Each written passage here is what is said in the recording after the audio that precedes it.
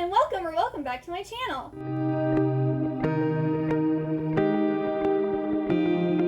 Today I'm going to be starting another weekly reading vlog. So it is currently Wednesday, January 27th. I just got done filming my video for my monthly book club, which is Happily Ever Afters, and we read each read in the month of July. Now we're going to talk about other books that I want to read till for the end, because I think the end of July is this Sunday. Yes, so this vlog will go all the way till the end of why do I keep on saying January? Till the end of July. I'm ready for summer to be over. That's what it is. I'd rather it be January than July right now. But yeah, so I've already started reading Swashbucklers by Dan Hanks, and I'm currently on page 209. So I'm probably going to be finishing this tonight. This is I'm going to say it's fantasy. It's a fantasy story that I believe was made for parents. I'm having a hard time connecting to this because I'm not a parent, and I'm not having the issues that the characters in this are having. So our main character is Cisco, and him and his wife have recently got divorced or in the process of getting divorced, and he is taking care of his son. Back when he and his friends were teenagers, there was this attack on, Dark Peak, I think is what it's called, by this pirate called Demon's Grand, and they defeated him, or so they thought. Well, now it's 32 years later, and these weird things are happening again. So Cisco and his son go to, one, visit his friends, but also to see if what's going on with these strange happenings. The prologue was really creepy. I was just like, this seems really dark. But it's actually not that dark. For some reason, the prologue was darker than the rest of the book has been so far. They get there, and he remembers more so what happened back when they were teenagers than his friends. His friends have, grown up. They keep on making comments about how Cisco has never grown up. He's never let go of his childhood. He's still obsessed with the things that he was as a child. And they almost, pick on him about this. And there's even some lines about how... There was a line that I really liked. I can't find the quote now.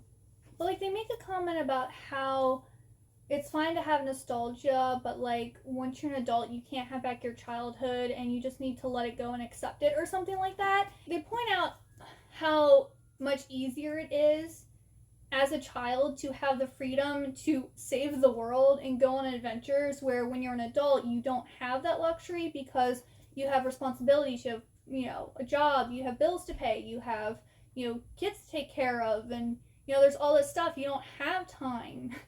And that's why, for the most part, when we get these stories about saving the world and being the hero, they're not adults, because young people don't have the responsibilities that adults have, especially adults with parents.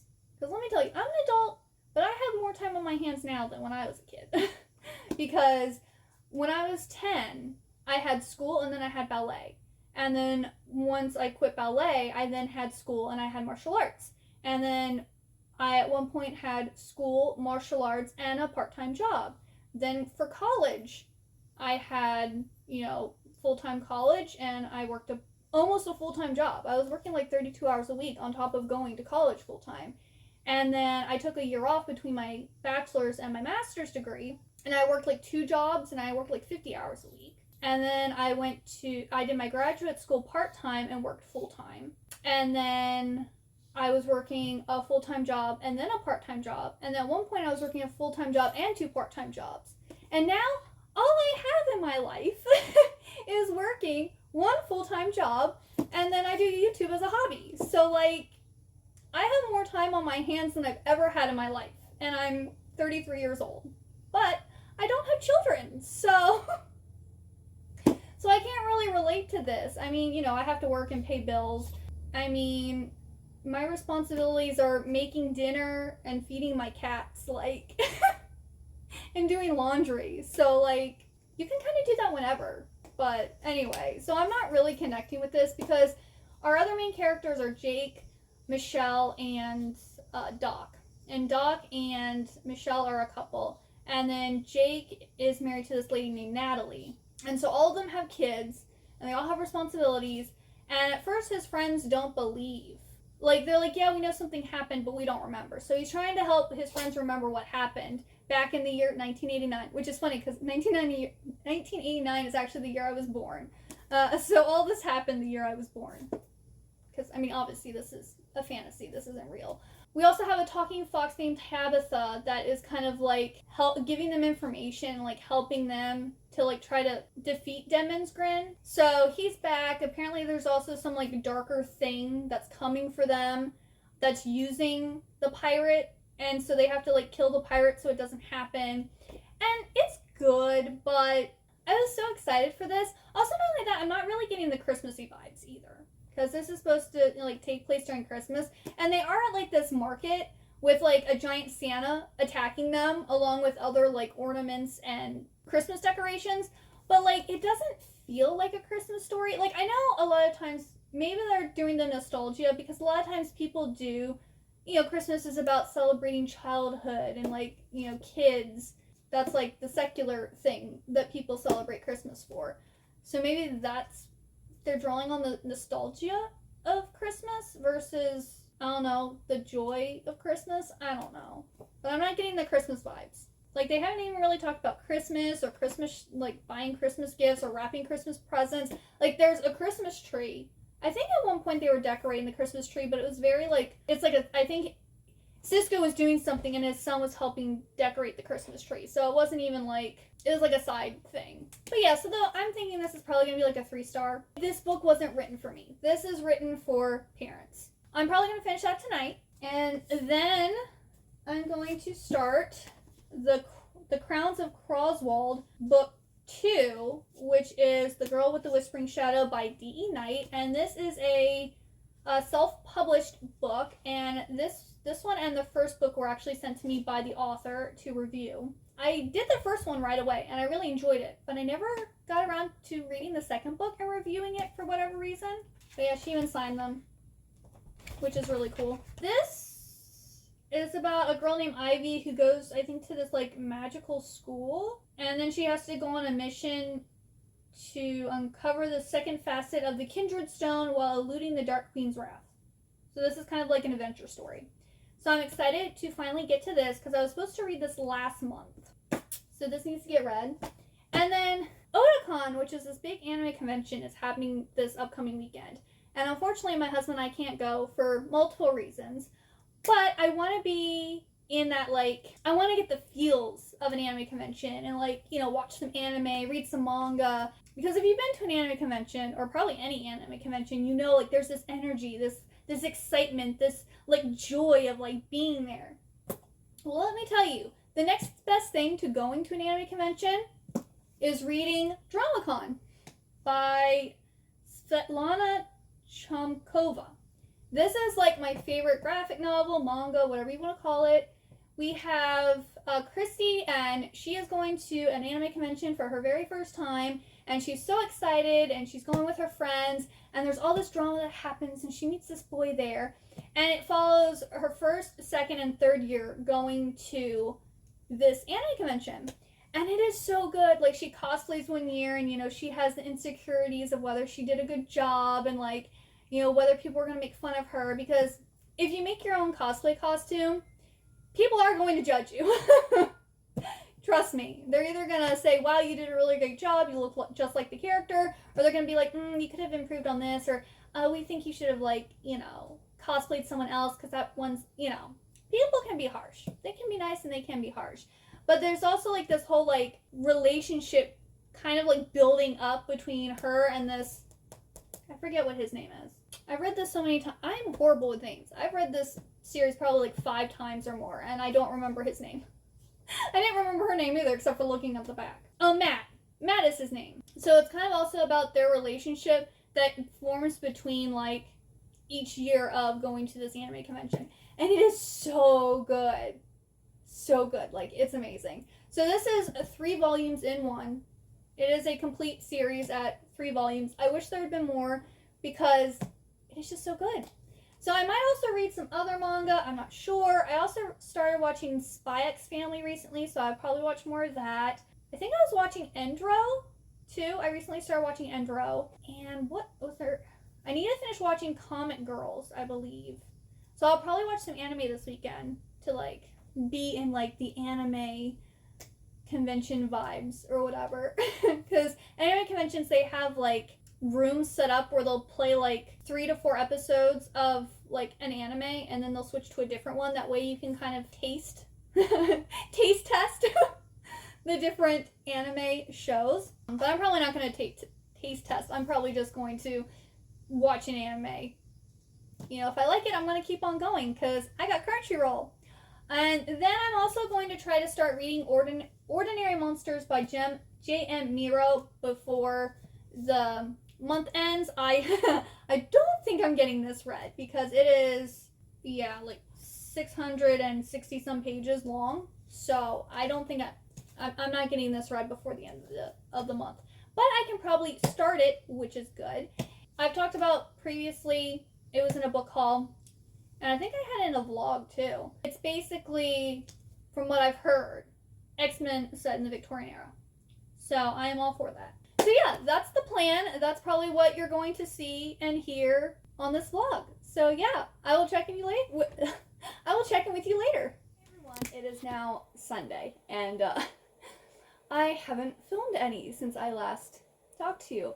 So Thursday, we had to leave our apartment because they went and like did something to our bathtub. Like I think they said that they glazed it, and so it's all nice and shiny white now.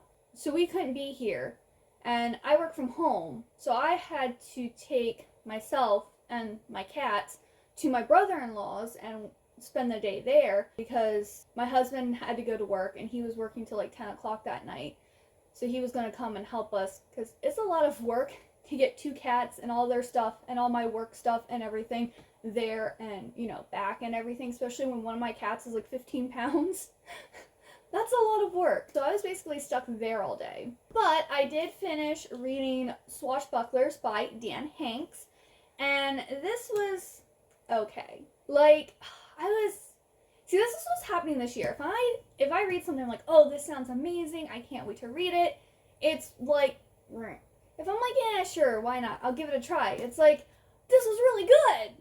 I don't know why, like, my perceived taste is not actually what I'm enjoying. This here, I gave it a 2 stars. Like, it wasn't terrible, but it was basically these 4 adults who, as children, saved their town from this evil pirate. Well, now they're adults. They're like in their mid to late 40s. And their parents, they're married, they have responsibilities and stuff, which they're like, oh, we don't have, back when we were kids, we didn't have all the responsibilities that we have now. And this is basically them just complaining the entire time about having to save the world. This is about whiny parents complaining about their aches and pains and their woes. I'm sorry. I understand this is inconvenient for you, and I understand that, this might not be what you want to do, but you've been chosen to save the world, okay? Suck it up and go and save the world. You know what I'm saying? And then, like, the ending was just very stupid. Like, I even told my husband, and he goes, that was lazy. And I'm like, thank you. And, like, it was like, oh, it brings all the magic of the 80s back to life. No, it doesn't. Like, it talks about the 80s, but they're just talking about different shows and stuff. It doesn't bring back the magic of the 80s. I felt no magic in this. I felt no... Like, it didn't even give me, like, Christmassy vibes either. Like, I wanted, like, that Christmassy feeling. Didn't get that from this either. I'm going to be having an unhaul video soon. This is going to be in it, because I'll never read it again. I do like the cover, but if it was a hardcover, I'd probably keep it, but since it's a paperback, I'm not going to have a paperback on display. And then I've worked on reading DramaCon Ultimate Edition. I have read the first 2 chapters, or 2 volumes. So if you didn't know, manga is read backwards. So this is the read portion, and this is the unread portion. And I love this so much. Now this brings back nostalgia. Not 80s nostalgia, but like going to my first convention and cosplaying and meeting people and friends and stuff. And it's so good. It's so good. I love this so much. Each volume so far, I've started to get teary-eyed because I'm just like, oh, this is so beautiful. I love it so much. Of course, this is going to be a 5-star. I just have to read the last volume today, and then I will rate it on Goodreads. I don't know. I've reread this a lot because this is my favorite manga, graphic novel, whatever you want to call it. It's my favorite. I love it. And if you haven't read it and you're an anime fan, I suggest. If you haven't been to an anime convention, read this and you'll kind of get a little idea of like the feels and the excitement and like what to expect, and so good. I have started reading The Crowns of Croswold, The Girl with the Whispering Shadow, and I am on page 44.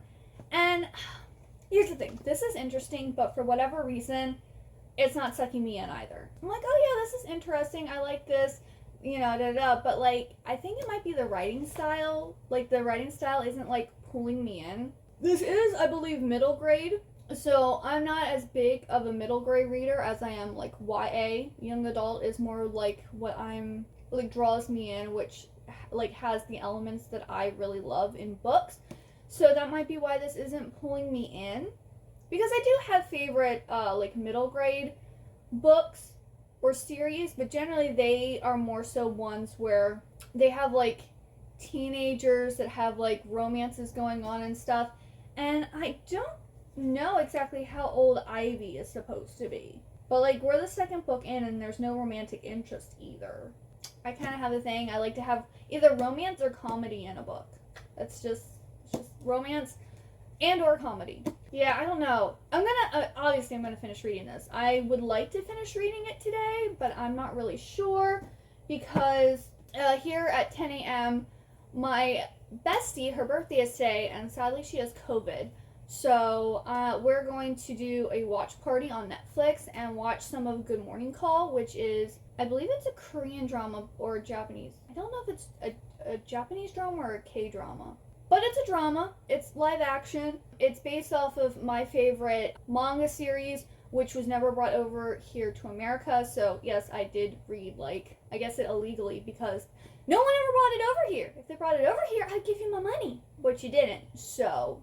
But it's about, well, in the manga, it's a girl and a guy in college who get, it's like this apartment scam where, like, they each rent an apartment, or rent this apartment not knowing that it's been rented to someone else. So it's like a forced proximity romance type of thing, wherein the drama, they're actually high schoolers, which is a little weird and doesn't make much sense. College makes more sense, but high schoolers living on their own, renting an apartment, kind of strange. But anyway, and, you know, it's the romance story. But it's really cute, and we've been watching this now for years, but we don't really hang out that much because she lives in West Virginia and I live in Maryland, and like our schedules don't really match up and different stuff like that. I think we're like halfway through, or maybe we finished the first season, we're on the second season. I don't know, but we have a lot to watch, so we'll probably watch a couple episodes today. And then I also have to film my unhaul video. I need to get some stuff up on Mercari. After I do my unhaul video, get stuff up on Mercari to sell to make some money. That's the plan today. I will check in periodically as I do stuff, because this vlog isn't very long so far, so there'll probably be a lot of B-roll.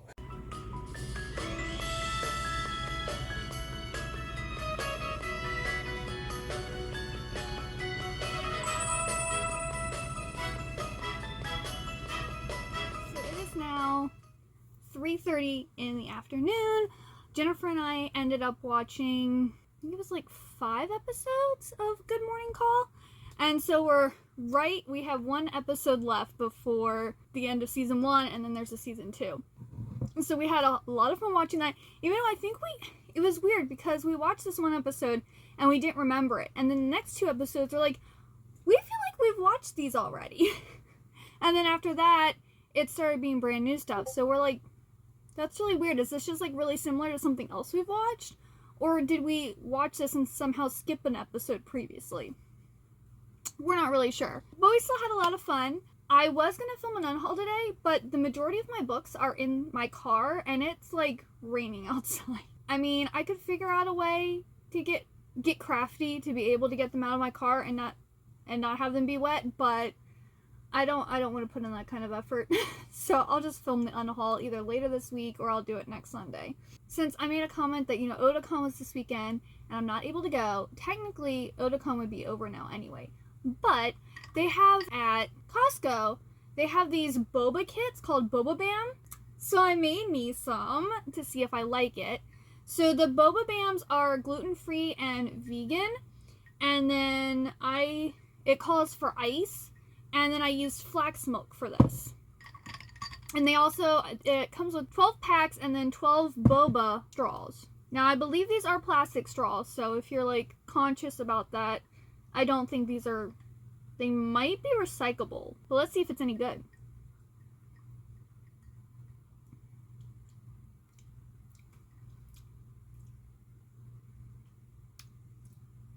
It's not bad, but I wouldn't say it's good either.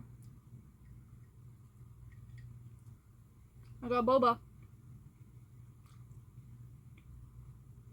This boba definitely tastes better. Because usually the little boba bubbles are made out of tapioca. And I think this is made out of something different. So it doesn't, like, I don't like the tapioca balls. Those are gross. And this is brown sugar flavored. So these must be brown sugar flavored balls. It's okay. It's not I don't think I'll buy it again. But it could also maybe be the flax milk, because I don't usually, like, drink milk, even, like, fake milk. I use, like, rice milk and coconut milk when I'm cooking. But, like, I didn't want my drink to have, like, a coconut aftertaste, and I didn't know, like, how good rice milk would be, you know? And I don't like oat milk because it tastes like oatmeal. I tried oat milk and stuff, and I'm just like, it just tastes like I'm drinking oatmeal. Not into that. But yeah, it has, like, a funny aftertaste, and I don't know if it's the milk or if it's the boba. So it's okay. Maybe if I could drink real milk, maybe it would taste really good. Since I'm not doing my unhaul video, I'm going to finish reading DramaCon. I'm going to read volume 3. And then a lot of people are posting their August TBR videos. I already watched Sydney's. So it looks like Jade has her August TBR up already. Jody posted a new video. Kristen posted a new video. Emily. A lot of videos got posted today. So I think what I'm going to do is I'm going to read this volume, and then I'm going to watch a video.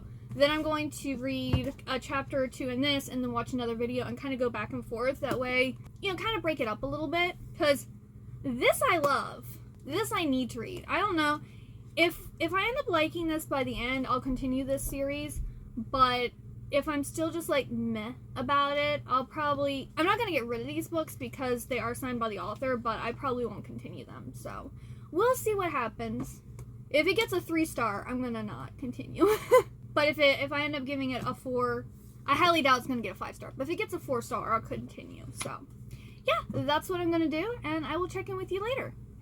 Happy Monday. This is also July 1st. I'm actually going to make this vlog go on longer because I only read 2 books, and I only did, like, 2 clips so far. So I think I'm just going to extend this 1 more week because I didn't really vlog that much from, like, the 27th through the 31st.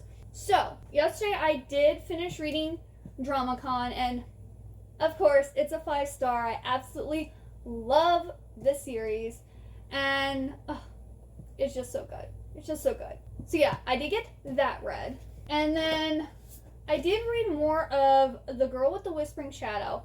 And here's the thing. This is interesting. Like, I find the book interesting, but I just not in the mood to read it. Like, it's not, I think it's the writing style, because, like, the concept is interesting. Ivy is a cool character, but I'm just not wanting to sit and, like, read it. You know what I'm saying? So I think what I'm going to do is I'm just going to read a chapter a day. If I get into it, I might start reading it more, but if it still doesn't, like, draw me in, I think I'm just going to read a chapter. But since I did get further this, I can't remember if I talked about what this is. This is the second book of The Crowns of Croswald. And at the end of book 1, something happens and Ivy is sent basically away, and she isn't invited back to the halls of Ivy for the next school year. So she ends up in Beelzebub. I don't know how you say it. But she ends up in this town that is apparently supposed to be hidden away from the bad guy. And she is told to go to this address, and she goes there, and one of her schoolmates lives there, and he says that she can stay there because she's an orphan, so she has nowhere to go. So she basically spends the summer with him and his, like, group of friends, and she gets a job at this potion shop, and she's supposed to be finding out about this kindred stone and putting the pieces back together, but we're 130 pages in and she really hasn't like done much about that. It's just been her hanging out with her friends and kind of feeling like she's, when like people are doing nice things for you and like giving and you're not giving anything back, I guess like a moocher. She doesn't say that, but like she feels kind of like a moocher because she, you know, is staying with her friends, him and his mom, and she's not really able to contribute that much, so that is why she gets a job at the potion shop, so she can kind of contribute and help out so that she's not mooching off of them. But yeah, I'm just not loving it. It's not, I don't know. So I probably won't finish this in this vlog, but I will be reading a chapter each day to try to get through this because there are 33 chapters and I'm currently on chapter 12. So I will definitely be able to finish this before the end of the month. And if it never pulls me in, I'm not going to continue this series because I think so far there's 4 books in the series and I only have the first 2 that were gifted to me. Well, because I wasn't feeling that and I still had like 2 hours or something left before I had to go to bed, I ended up picking up The Beautiful Ones by Silvia Moreno Garcia. So I started reading this and I'm currently, my Kindle's been doing this thing where if I like open and close it too much, it will start like giving me a black screen and then I have to reboot it. Yeah, I'm gonna have to reboot it. I don't remember what, I think I'm like on chapter like 13 or something. I don't exactly remember what. But I am really liking it. We have this girl Nina and she has gone to visit her cousin Gaton and like her cousin by marriage Valerie for like the season. And she's supposed to be finding a husband. Well, Hector, I guess we technically have 3 main characters. We have Nina, Valerie, and Hector. Well, Valerie and Hector, back when they were 19 years old, were secretly engaged. And then Valerie ended up marrying someone else while Hector was off like making his fortune. And Hector is a psychokinetic or has psychokinetic powers and he does like shows and stuff and that's how he made his money. Well, Hector has now come to where Valerie lives and he meets Nina and finds out that Nina is Valerie's cousin. And so he kind of pretends to be interested in Nina to get close to Valerie. And Valerie knows what he's doing, but of course she's not going to tell anyone because no one but them knew about the secret engagement they had. And like she's like, Valerie is like a very like important person in society. She is a beautiful one. And so if they found out about Hector and her having the secret engagement and her breaking it off to marry someone else, it would look really bad on her. It's basically like the whole relationship between the 3 of them. And Valerie doesn't really like Nina, and Nina thinks Valerie's mean because, you know, Valerie's all about propriety and, you know, what you should do and what you shouldn't do. And, you know, Nina just wants to be a young girl and find someone to fall in love with. So, but also I think Valerie's also kind of jealous that Hector is paying attention to Nina. Because he does like Nina, but he's just not in love with her yet. I'm guessing he's probably eventually going to, because Valerie's married, she's not available. And I don't think this is a book where, like, Valerie's going to leave her husband for Hector. You know what I'm saying? I don't think that's going to happen. I had this book on my Kindle, but I wanted to, like, boost up my list because Reagan was talking about how amazing it was. And I am really enjoying it, but I don't think I'm loving it as much. Like, I really like the writing. Like, Silvia Moreno Garcia has, like, amazing writing. Like, it does. It pulls you in. You want to keep reading it. But I'm not that invested in the relationship right now. But I love the writing. And for me, the most important thing is the writing. If I love the writing, I'm going to keep reading it. So my plan is to finish that. And because this has been on my, TBR list since I believe June. Yes. It got on in June and then I moved it to July. And now that it's August, I still haven't read this. So I'm planning on reading the first book in this, which is My Soul to Keep. And how many pages is that? So this is My Soul to Keep, and it is 310 pages. So I'm planning on reading that this week also. And then Ordinary Monsters. I'm going to try to finish this week, because I think I can get Beautiful Ones read tonight. And then this will probably take me Tuesday and Wednesday to read. And so then I'd have all the way till Sunday to read this. But this is, 600? Yeah, this is like 600 and something pages. So I don't know. Oh, and then I also forgot, I had to contact people to pay us money. So, like, that's kind of like a mindless task to do during work. So I picked up the audiobook for The Ballad of Songbirds and Snakes, and I think I got to chapter 3. These are decent sized chapters, too. But that's also kind of depressing, because I had it at 1.5 speed, and then I moved it up to 2 speed. But it says, like, the reading time was an hour for 36 pages. That seems like a really long time. I've started reading this, and it looks like President Snow. This is about him when he was 18 years old, and he has been given this assignment to mentor the female tribute from District 12. And it starts off where, like, the dean of their school or whatever doesn't like him, so he gives her the girl of District 12. And District 12, I believe, is where Katniss came from. And so, like, they, like, never win. I guess it was seen as, like, a punishment. Well, when she goes on stage, she, like, makes this spectacle and puts on, like, this show type of thing. Now, you know, Snow is interested in, like, how this is going to work out, because she's now caught everybody's attention. So that's pretty much all I've gotten so far. And he lives in District 1, I think. He lives in the capital. And all of his friends and stuff are really wealthy, but their family's actually really poor. They live in an apartment, and him and his sister live with his grandmother. And they're basically living off of the money his sister makes and the, like, widow income or something that his grandma makes. So they're barely, like, scraping by. And he talks a lot in here about being hungry and different stuff like that. I guess that's one reason people were complaining about, like, oh, why do we need, you know, a prequel story about the villain? Are we supposed to feel sorry for him? And, like, starting off, this is almost making it seem like we're supposed to feel sorry for President Snow. But at the same time, if he did go hungry and he did have it tough like that, you think he'd be more sympathetic about people who have less, who are in the lower, or who are in the districts that, like, don't have as much. You know, you think he'd be more caring about something like that. But I haven't listened to it all, so maybe something happens that makes it so he is a mean, nasty person. I don't know.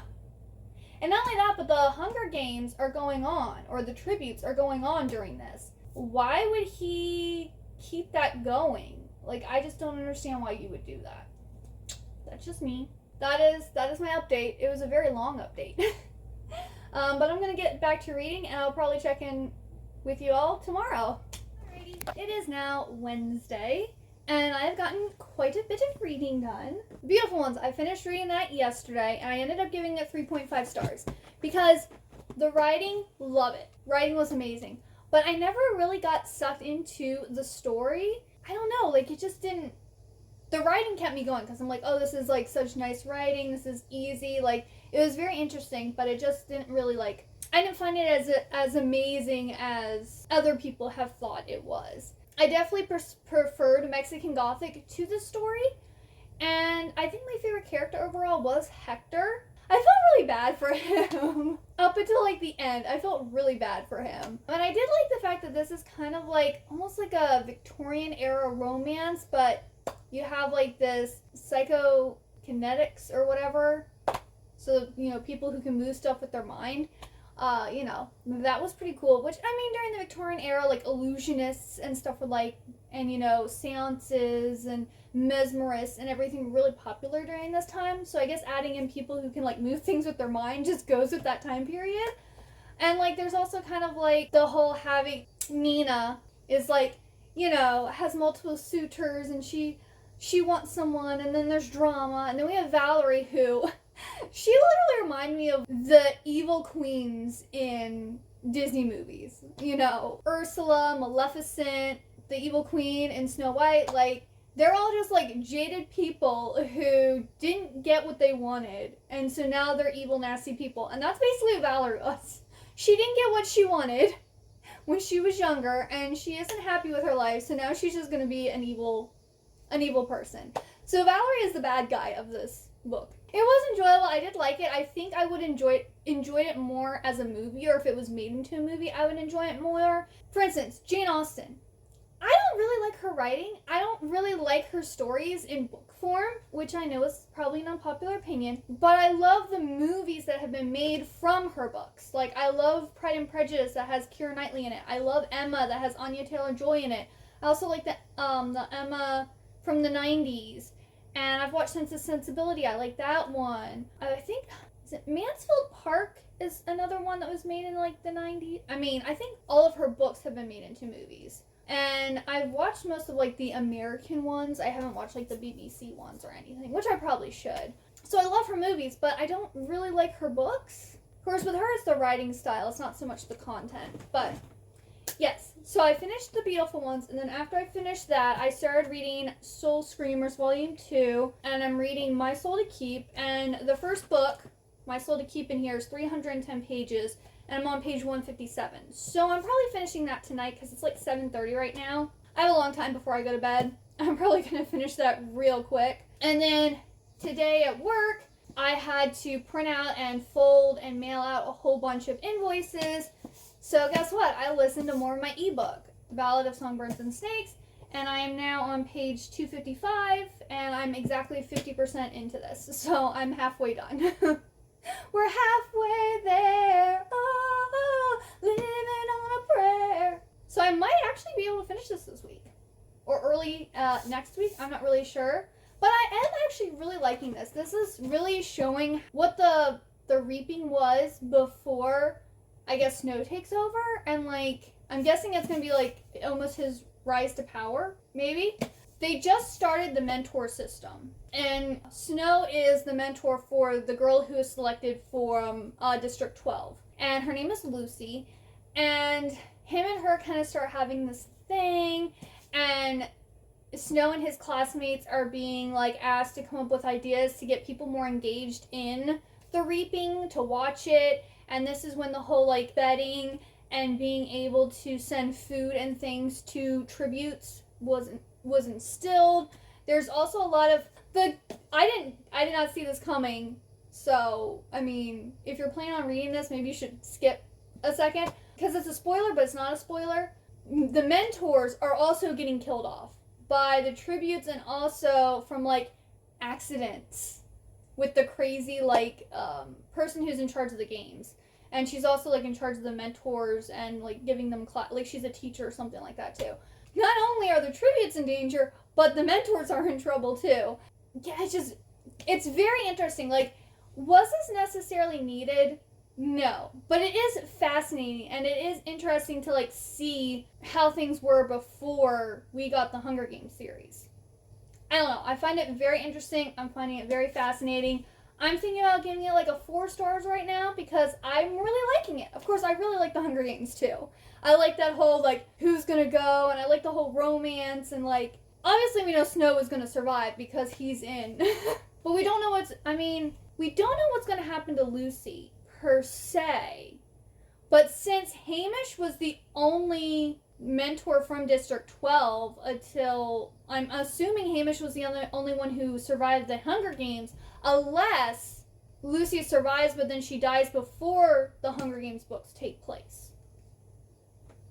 I don't know. I'm interested to see what is going to happen in this, so I'm really liking this. And then I did a lot. I read 3 more chapters of The Girl with the Whispering Shadow. I read 1 chapter and it's like really short. It's only like 5 pages. So I was like, oh, I'll read another chapter. She's been invited back to the Halls of Ivy. Is that what it's called? Yeah. She's been invited back to the Halls of Ivy, but she wasn't actually invited back. So that's pretty much what happened in the 3 chapters. She comes back, she gets her class schedules, and then the selector's like, what are you doing here? And she goes, what are you talking about? I got invited back. And he's like, it's a she. She's like, I didn't invite you back. And she goes, well, I have the letter here. That's all that happened in the 3 chapters. And I'm like 40% through. So yeah, that's where I'm at. I was watching a lot of Wizards of Waverly Place last night, and then I was watching YouTube today, and I might watch some more Wizards of Waverly Place tonight. If y'all didn't know, I really like Disney Channel TV shows that are geared towards like tweens and teens. And I really liked Wizards of Waverly Place, but I think when it came out, was I in college? I think I was in college when it came out. So like I was just so busy with, school, my job, martial arts. Like, I was just too busy to really watch that much TV. So I had watched a little bit here and there, but I've never, like watched it. So I, like, started at the beginning, and I think I'm, like, on episode, like, season 1, episode 20 right now or something like that. So I'm really looking forward to watching all of it. I'm also watching iCarly, but I haven't watched any of that. I think maybe Sunday night was the last time I watched iCarly. But yeah, I really like shows that are geared to, like, tweens and teens. Just like I like young adult novels, which are geared towards 12 to 17-year-olds. That's all that's been happening so far, and I will check in with you later. It is now a Friday, and I have done a lot of reading. To start off with, I finished this on Wednesday night, so I read My Soul to Keep, which was the first book in here, which was 310 pages. I got that read, and I don't think when I first told you I was going to start reading this, or I had started reading it, I didn't tell you what it was about. So our main character is Kaylee, and she is a bean seed hay. I don't know if I said that right.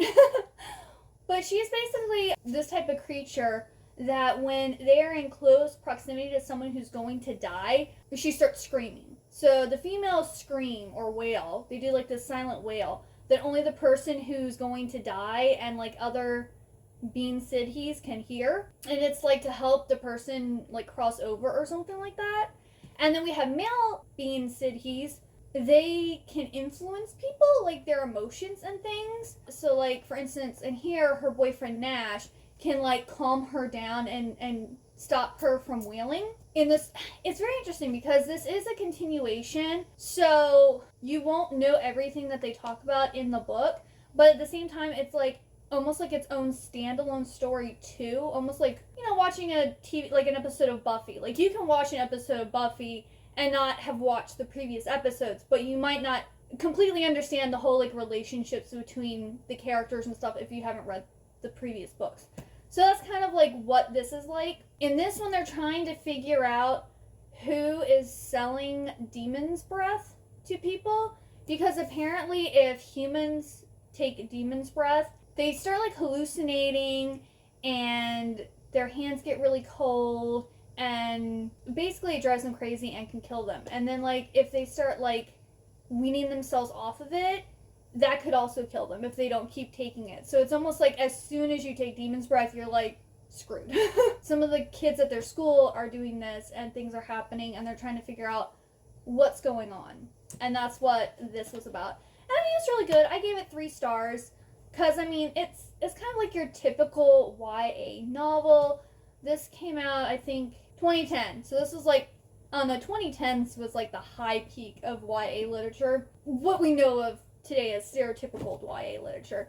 So this was written in the peak of that. But I still really liked it, and I'm going to read the next book in this in September. Then I finished reading The Ballad of Songbirds and Snakes today, and I gave this 4 stars. I actually really liked this. Was this needed? No. Was it good? Yes. I fully enjoyed my ride. I mostly listened to the audiobook for this. I just physically read like the last 50 pages today because I was like, I have like 50 pages left and I'm pretty sure I can read it faster than I can listen to it. So I just finished it off. I already told you all a little bit about this, but like, it's dark just like the Hunger Games, y'all. You don't know who's gonna die. You don't know what's gonna happen. And this isn't really, I don't think this story is really like trying to show like that Snow was wronged and that, you know, like he became a bad guy because of life or whatever. Snow's just a bad guy, okay? Or maybe slightly crazy. I don't know. I liked him as a character. I will say that he's kind of like, he gives me like Light vibes from Death Note, which here's the thing, I loved Light. I was a huge Light fan, not an Elf fan. But do I agree with what Snow did in here? Absolutely not. And then like at the end, we also don't know what happened to one character. And this also gives little nods. We find out where the Hanging Tree song came from. I don't know if they talked about in the other books, but what Katniss is. Like we know Katniss is the main girl character, but apparently it's some type of food. I think it's like a potato or something like that, but they bring that up in here. And we get to see like how the Hunger Games were before how they are now and how Snow was like a pivotal person in creating those Hunger Games. And it was just, It was fascinating. I loved it. It was so good. I also think I haven't read dystopian in a really long time, so I think I was missing dystopian too. So then reading this, I was like, oh, I'm getting that dystopian that like I thought I was missing because this is the first one I've read this year. That might also have been it too. I was just like, oh, I was missing this. I needed it. But yes, I really like this, and I suggest reading it. Even if you haven't read the Hunger Games series, you can just read this because you don't have to have read the other 3 books to read this. Those could be just a standalone. Then I did read a little bit more of The Girl with the Whispering Shadow. I am now on page 176. I'm not going to talk about what it is. I'm just going to let you know I read some more in it. And I also started reading Ordinary Monsters, and I am on page 216. That is a lot that I have read in the past, 3 days. But yes, this is really good. I'm really enjoying this. So I really like the characters in this. And this is another one where you just don't know who's going to die. Or what's going to happen to them. You know what I'm saying? It's, there is a train fight scene on here between the bad guys and, the people who are protecting Charlie and Marlowe. Well, let me tell you what this is about. So we have these children that are called the Talents, and they have these, special abilities, kind of like the X-Men. And Charlie and Marlowe are the 2 boys that this detective and this guy who's part of the Carndale's Institute, they're looking for them because they have talents and they want to bring them back to the Institute to help them.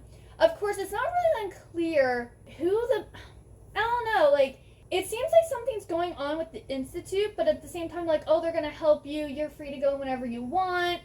But then it's almost like they're also, assessing them and treating them as objects. So that's very strange. Charlie is 16, and he is biracial, and he was in jail for killing a white man. So they had to break him out and spirit him away. And then Marlowe is an 8-year-old who was originally born in England, and then he was brought over here by the lady who was then taking, his guardian. And he apparently is someone's son. So they actually had, a legitimate reason to take him from the guardian. And then there's also, this guy called Jacob Marber, I think is what his name is. And he apparently has been influenced or teamed up with this shadow creature. And now he also is, a shadow creature. And then there's this thing called a lich. And it's, this undead guy who, almost has almost like a Jekyll and Hyde type of thing going on. And so Jacob and the Lich are the bad guys who are starting the train fight. Dude, the train fight was exciting. But the only thing I'm not happy about, so this is jumping around in timelines, and we're also getting all these different people's perspectives.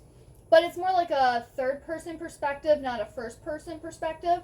Our first chapter starts in 1874. Then we jump back, starts in 1874, then it goes to 1882, and then our 3rd part goes back to 1873, and we learn more about Jacob Marber. And I think it jumps back to the future. We kind of have a cliffhanger here, and then we're jumping back to the past for a whole part of the book. Let's see, how much of the book are we? This much. We're jumping back to the past for this much of the book before we're then going to jump back to where we left off. That I don't really like. It's almost like reading the end of the book and then having to read a short story before you get to finish the next book. Or, I don't know, I just don't like how it's putting a big chunk in between what's going on. I generally like the whole, past and looking back and stuff. Not when we just had an exciting scene and a whole bunch of people died. So, those are my thoughts. And also not only that, but the writing. I'm this is so fascinating, this is so interesting, I really like these characters, but this writing is a little dry. So, I'm kind of torn about this because I'm really liking it, but at the same time, it, I don't know, it feels so slow. Almost it's not as bad. I was going to say it's Shadow of Night, the second Discovery of Witches book. I was, fascinated, I was interested, but at the same time, the writing was just boring. But that was more boring than this, if that makes sense. I don't know. But yeah, I'm going to be reading more of Ordinary Monsters, and hopefully I can get it read soon. I'm on 216, so I'm like 100 pages away from being halfway through. This is a big book, though. We will see what happens. All right, everyone. It is now Monday, and I'm going to need to close out this vlog and start my next vlog. Just to catch you up on what I've read so far up until this point, I continued reading Ordinary Monsters, and I got to page 262, and I think I only actually read like a chapter or two.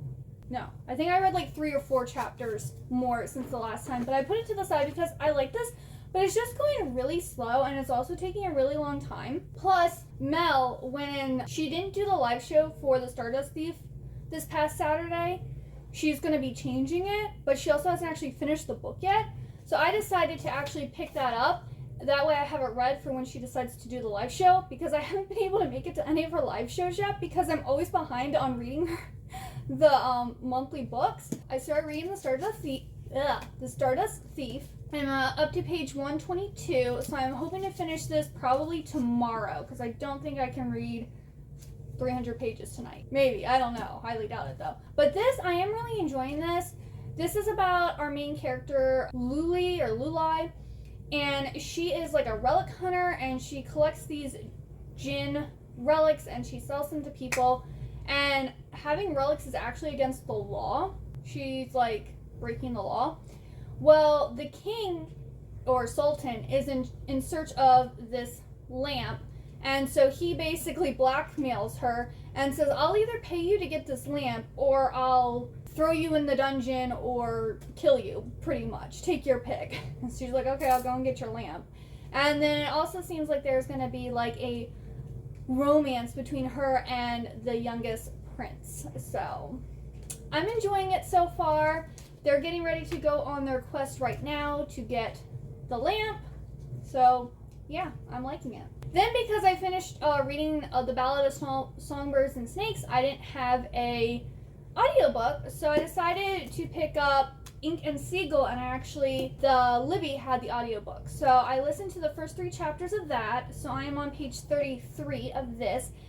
And this is very interesting. So we have this guy, Al. We have Al, and he is one of these 5 seagull masters. And seagulls are kind of, they almost remind me of like the Shadowhunter seagulls that, you use them for things, only like Shadowhunters use them for like, power and healing, and they use them more for like influence and like binding spells and different stuff like that. But they're still like drawn like characters, and he's getting older, and he needs an apprentice to like pass trade on to, and all of his apprentices keep dying, and his most recent one, Gordy, he ends up finding is actually like a Fae peddler. So like he captures Fae and then like sells them as slaves. So now he's trying to figure out, like, because they're saying that he died from eating a raisin scone, and everyone's like, why would you eat a raisin scone, or why would you eat a raisin scone without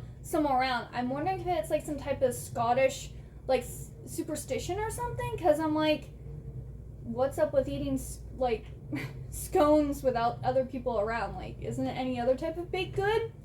But the narrator is also for this has a very strong like Scottish accent, so I had to slow the ebook down to 1.5 because I had it 2 speed, and I was just like, whoa. So the accent is pretty thick for this, which I like it, but I can't listen to it as fast because the words get all jumbled together and it's not as clear for me to understand.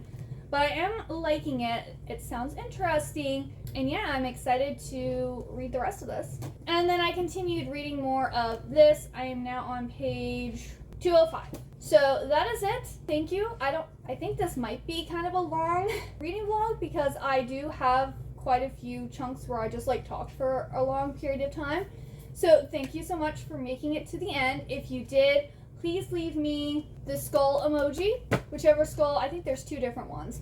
Leave me the skull emoji, and also please hit that like button, and also if you haven't subscribed yet, please hit the subscribe button down below.